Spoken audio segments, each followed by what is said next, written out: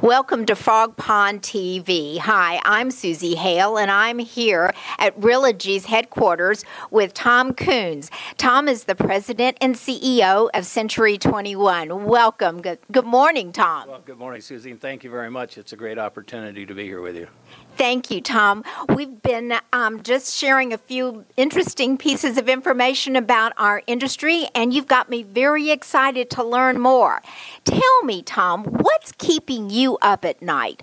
Do you have any fears in '09?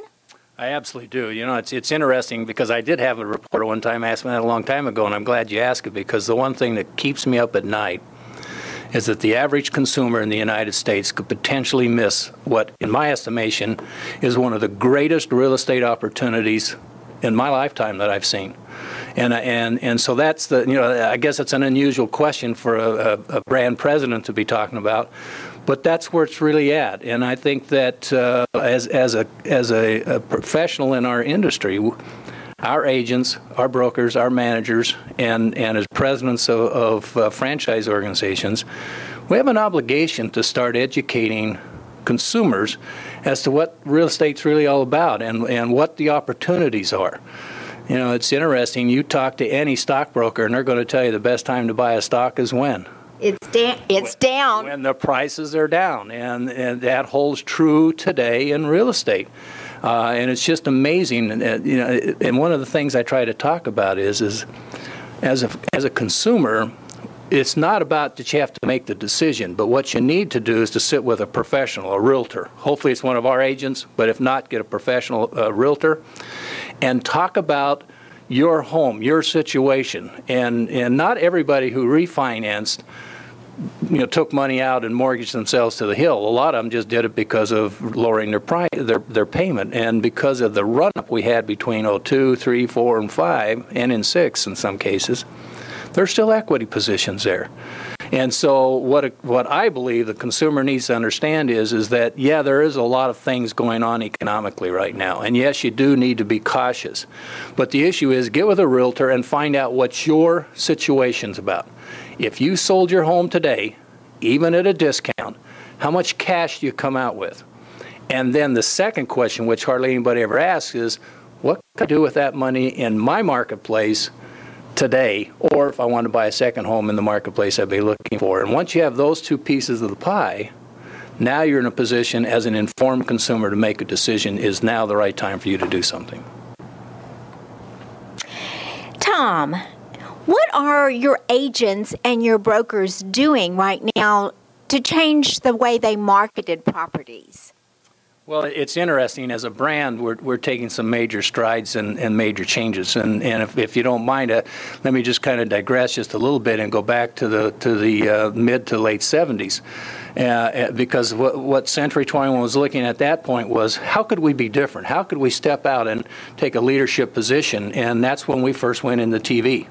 And we were the first national chain to really go on national television and make it happen. And it's worked very well for us because TV was the thing that gave us name recognition.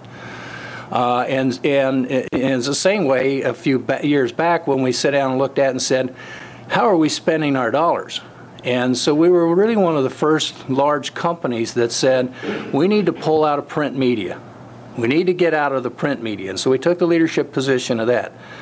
This year, in '09, we're now taking another leadership position, because when we look at our television spend, and we know that what television does for us is give us name recognition, and we know that our name recognition is consistently at a 97 to 99% mark. Nobody can hit 100%. Why don't we take that money out of television, and why don't we put it into where consumers are really at, and that's in all of the interactive media, the online media. So Century 21 will be the first large international franchisor in 2009 to pull our money out of TV and focus it 100% back into online media. And so what we'll be showing and talking to our brokers and agents and managers about over the next few months is going to be, how do you capitalize on that additional spend we'll be putting into the media. Wow. And you're the first to hear about it. And you're here with FrogPond hearing about this. This is great.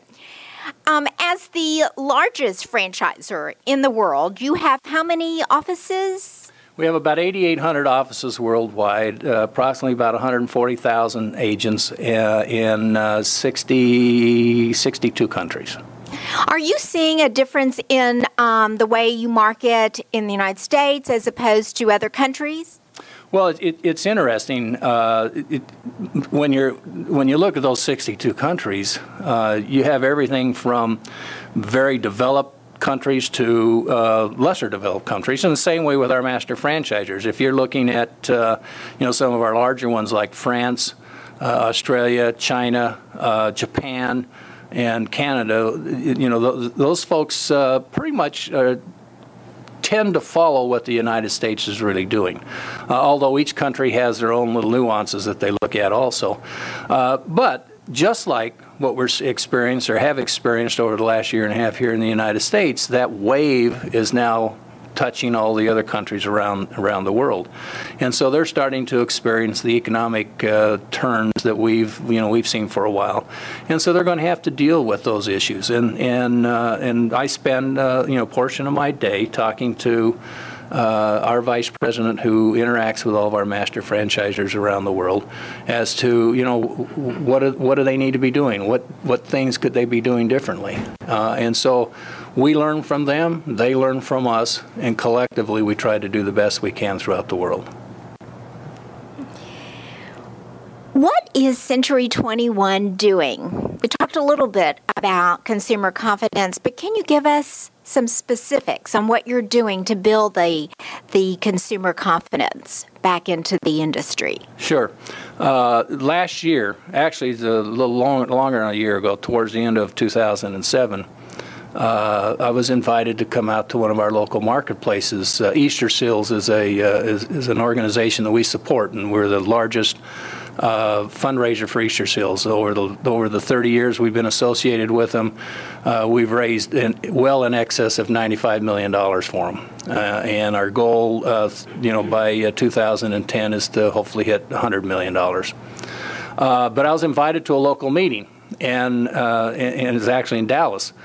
And as part of that process, we met with the local press.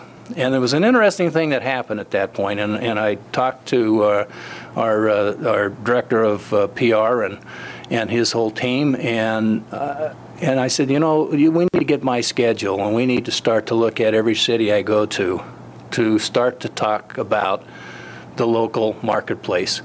And we need to bring one of our brokers in who's right there so they can actually talk about what's really happening in that market. I'll talk nationally, they can talk locally. And so we've been doing that, and all of last year, and this year, I told Matt, our PR director, I said, just you set the schedule, I'll build around it. And so we're going to be focusing grassroots and getting back into talking about what's going on in the marketplace, because I think what's happened, and I liken it unto this: if you wanted to know what the temperature was going to be in Bozeman, Montana today, you wouldn't go onto the national weather site and look at the average temperature across the United States and say, oh, that's what it's going to be in Bozeman. No, you got to listen to the weather in Bozeman to understand what's going on there. And it's the same thing with the national real estate marketplace. You can't listen to all of that stuff that that you hear every day on TV and radio and all that. You have to be aware of it. But what you need to be focused on, and it's not even just your market, it's you. It's you as an individual and your property.